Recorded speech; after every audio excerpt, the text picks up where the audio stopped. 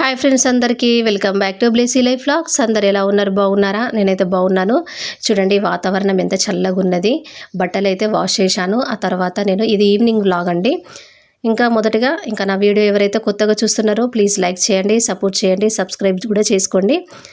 ఇంకా మీరు ఇచ్చే సపోర్ట్ ద్వారా ఇంకా నేను మంచి మంచి వీడియోలతో నేను ముందుకు వస్తాను. ఇంకా ఈ వ్లాగ్స్ ఏంటే ఇంకా నా సెల్ఫ్ వర్క్. నేను ఇంకా ఇంట్లో ఇంకా అంటే అమ్మ లేదు, అత్తమ్మ వాళ్ళు వేరే దగ్గర ఉంటారు. సో ఇంకా నేను మా హస్బెండ్ ఉంటాము కదా. ఇంకా నా సెల్ఫ్ వర్క్ నేను ఎలా చేసుకుంటాననేసి నేనైతే ఈ వీడియో ద్వారా అయితే నేను మీకు షేర్ చేయాలనుకుంటున్నాను. యాక్చువల్గా ఇట్లా ఈ జల్లెడ పట్టడం అయితే మన అత్తమ్మ వాళ్ళు అంటే అంటే అమ్మ వాళ్ళు కానీ నానమ్మ వాళ్ళు కానీ ఇంకెక్కువగా మన నాయనమ్మ అమ్మమ్మ వాళ్ళు బాగా చేసేవాళ్ళు కదా అప్పటి టైంలో. అసలు ఇప్పుడు ఇట్లా జల్లెడ పట్టడం అనేది చాలా తక్కువ. రైస్ చేసుకోవడము డైరెక్ట్గా ఇంకా మనకి కొనుక్కుంటున్నాము. ఇంకా పంట బియ్యమైనా ఇంకా డైరెక్ట్ ఇట్లా సన్నగా వచ్చినప్పుడు చేసుకుంటున్నారు చాలా కొద్ది మందిగా. ఇది వచ్చేసి ఇంకా కంట్రోల్ బియ్యము, సన్న బియ్యం అయిపోయినాయి కదా. మాకు అయిపోయి దాదాపుగా ఇప్పుడు 3 months అవుతుంది. మేమైతే ఇంకా కంట్రోల్ బియ్యమే, అదే మన ఇవి రేషన్ బియ్యం అంటాం కదా, అవే తింటున్నాము. అంతకుముందు అయితే మా అత్తమ్మ 5 kgs అయితే చేసి పెట్టింది. అంటే మేము అప్పుడు అత్తమ్మ వాళ్ళ ఇంటికాడ ఉన్నప్పుడు ఇటు వచ్చే ముందు అయితే చేసింది. అయితే అప్పుడు నేను తనకి కొంచెం హెల్ప్ చేశాను. నాకైతే ఈ జల్లెడ పెట్టడం అయితే రాలేదు. ఇంకా దాన్ని ఇట్లా తిప్పాలి కదా మంచి, అంటే తిప్పడంలో కూడా ఒకటి ఉంటుంది కదా, కోలుడు అని అవి ఇవని, అంటే దాంట్లో అప్పుడు అంటే చాటతో చేసుడు. కానీ ఇట్లా జల్లెడతో ఇట్లా పట్టినప్పుడు కొంచెం హోల్స్ అనేవి పెద్దగా ఉన్నది, అంటే కొంచెం పెద్దగా ఉన్నవి తీసుకున్నాం. ఎందుకంటే ఏమన్నా ఇసుక ఉంటే కూడా పోతుంది అనేసి. ఇంకా జల్లెడ ఇట్లా పడుతుంటే ఏమవుతుందంటే మనకి ప్లాస్టిక్ బియ్యము అంటే కొంచెం దొడ్డుగా ఉంటాయి. ఆ ప్లాస్టిక్ బియ్యం అనేవి ఒక సైడ్కి వస్తాయట. అగో నాకు చూడండి నేను ఎట్లా చేస్తున్నానో. అసలు ఇంతకుముందు నాకు అట్లా చేయడం రాలేదు. కానీ ఇంకా చేయంగా నాకైతే ఇక ప్రాక్టీస్ అయిపోయింది. కాకపోతే ఒక 50% వస్తుంది.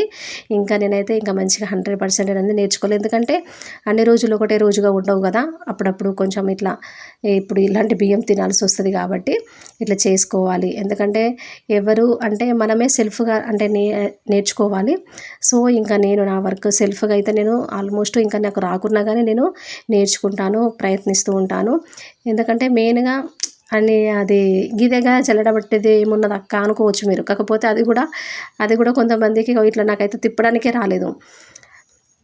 అట్లా ఎందుకంటే నేను ఇంకా ముందు రోజే ఇట్లా చేసి పెట్టుకుంటున్నాను. ఇట్లా ఆ బియ్యము ఇక మేమిద్దరం కాబట్టి మాకు కనీసం ఒక 1 week అయినా వస్తాయి. అంటే బాగా ఏం చేయలేదు, కొద్దిగా ఒక 1 weekకు అంత మాత్రము చేసి పెట్టుకున్నా. ఎందుకంటే ఉదయాన్నే లేచి ఇంకా ఫాస్ట్గా 8 వరకు కర్రీ, అన్నం, టిఫిన్, అప్పుడప్పుడు టిఫిన్ చేయాలంటే కూడా లేట్ అయిపోతుంది.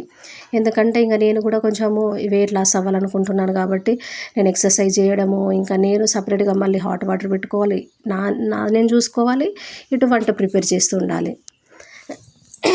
సో ఇంకా టైం ఉండదు. ఎందుకంటే మళ్ళీ ఇంకా కూరగాయలు కట్ చేసుకోవడము టైం అయితే అస్సలు సరిపోదు ఈ గాలిచ్చుడు. అందుకనేసి మొదటిగా అంటే ఇంకా ముందు రోజే నేను ఇట్లా ఒక 1 weekకు సరిపడా ఇంకా బియ్యం అయితే ఇట్లా టైం ఉన్నప్పుడు అదైనా అంటే ఇక నాకు బయట వేరే మీటింగ్స్ అంటే ఏదన్నా పని లేనప్పుడు ఇంట్లో ఖాళీగా ఉన్నప్పుడు అయితే ఇలా చేసుకున్నాను. ఇట్లా బియ్యం అనేది జల్లెడ పట్టుకుంటే అంటే ఆల్రెడీ జల్లెడకు ఇట్లా హోల్స్ ఉంటాయి కదా, అందులో ఆటోమేటిక్గా ఇంకా ఇసుక అనేది పోతుంది. మళ్ళీ ఇంకొకటి ఏంటంటే ఇంకా నేను మళ్ళీ ఇప్పుడు మనము ఇట్లా జల్లెడ పడతాం కదా, నూకల్లాగా ఉంటుంది కదా, దాన్ని అయితే నేను ఏం పడేయను. మళ్ళీ ఎప్పుడైనా ఇంటి దగ్గర ఉన్నప్పుడు టైం ఉన్నప్పుడు అవి ఇట్లా వాటర్లో గాలిచ్చి పెట్టుకుంటాను. ఇగో ఈ బియ్యము ఇవి అనేవి జల్లెడ పట్టినవి కాదు. అంటే జల్లెడ పట్టిన తర్వాత కింద వస్తాయి చూడండి ఆ బియ్యం అన్నమాట. ఆ బియ్యం అనేది ఇప్పుడు నేను మళ్ళీ టిఫిన్లో వేసుకొని ఇట్లా గాలి ఇవ్వాలి. అదే ఇప్పుడు నేను చేసుకున్న బియ్యం అయితే గాలి ఇవ్వని అవసరం లేదు. ఎందుకంటే ఆల్మోస్ట్ ఇసుక అనేది మొత్తం పోతుంది కాబట్టి ఇంకా ఉదయాన్నే ఫాస్ట్గా ఇంకా బియ్యం అయితే పెట్టేయచ్చు.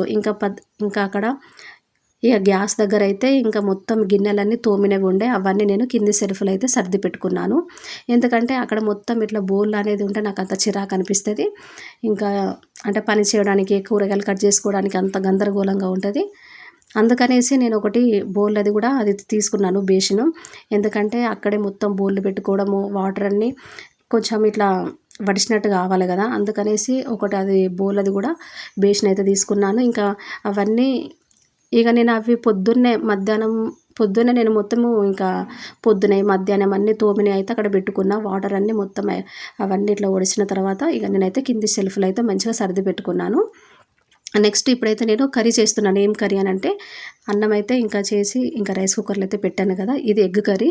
ఇక ప్రజెంట్ అయితే ఇంకా ఈవినింగ్ టైమే కదా, కూరగాయలు అయితే ఏం లేదు, టమాటా లేదు మెయిన్గా. ఇంకా మా బావ ఇక మళ్ళీ వచ్చి టమాటా తీసుకొచ్చి నేను కట్ చేసేసరికి మళ్ళీ లేట్ అయిపోతుంది కదా అనేసి ఫాస్ట్గా అయితే ఎగ్ కర్రీ అయితే చేస్తున్నాను. ఉడకబెట్టి మంచిగా ఏదైనా టమాటా కర్రీ లాగా అయితే చేద్దాం అనుకున్న ఎల్లిపాయ వేసి, కాకపోతే టమాటా లేదు, మళ్ళీ ఉల్లిగడ్డ చారులాగా అవుతుంది అని ఇంకా అట్లా బాగుండదు అనేసి ఎగ్ కర్రీ ఇక చాలా డేస్ అవుతుంది. ఇంకా ఎగ్ అయితే ఫస్ట్గా నేను సపరేట్గా అయితే ఒక టిఫిన్లోకి అయితే ఆల్రెడీ కుట్టి పోసుకున్నా. ఎంతైనా మనము వయసులో పెద్దవారమైనా కొంచెం కొన్ని అంటే ఎవరైనా చెప్పినప్పుడు ఇట్లా వినిపించుకోవాలి. ఇంకా మా బిడ్డ ఏమన్నదంటే ఒకసారి ఎగ్ కర్రీ చేసినప్పుడు అక్క ఎగ్ అది డైరెక్ట్ అందులో కొట్టిపోయొద్దు, ఎందుకంటే ఫస్ట్ వాళ్ళ డాడీ వాళ్ళ మమ్మీ ఎవరో ఒకరు చెప్తారు కదా, అట్లా తను నాకు చెప్పింది. ఏమనంటే ఎగ్స్ అనేవి డైరెక్ట్ అందులో కొట్టిపోయొద్దక్క, ఎందుకంటే ఏమన్నా ఇట్లా ఉంటుంది కదా పెచ్చులు అవి అనేవి అందులో పడతాయి అనేసి అన్నది. మనం అంటే కొందరు డైరెక్ట్ ఇట్లా గంటతోనే కొట్టి ఇట్లా వేస్తారు, నేను కూడా అట్లనే పెట్టేదాన్ని. ఎగ్ కర్రీ చాలా సింపుల్గా చేశాను. అల్లం, పసుపు, కారం వేసి ఇంకా కొంచెం ఉప్పు వేసి జస్ట్ ఇవి ఉంటాయి కదా ఎగ్స్ అనేవి ఆల్రెడీ సపరేట్గా కొట్టి పెట్టుకున్నాను, డైరెక్ట్గా అందులో వేసి కలుపుకున్నాను. కర్రీ అయితే రెడీ అయిపోయింది. ఇంకా నేనైతే రైస్ అయితే తినడం లేదు, రాత్రిపూట నాటురవ్వనే తింటున్నా. మా బావకైతే రైస్ పెట్టాను, ఎందుకంటే ఇంకా నేను వెయిట్ లాస్ అవ్వాలి మెయిన్గా. ఓకేనండి, ఇది సింపుల్ వ్లాగ్. ఓకేనా, ఇంకా చూసి లైక్ చేయండి, సబ్స్క్రైబ్ చేసుకోండి. ఓకే అండి, thank you for watching. Bye bye.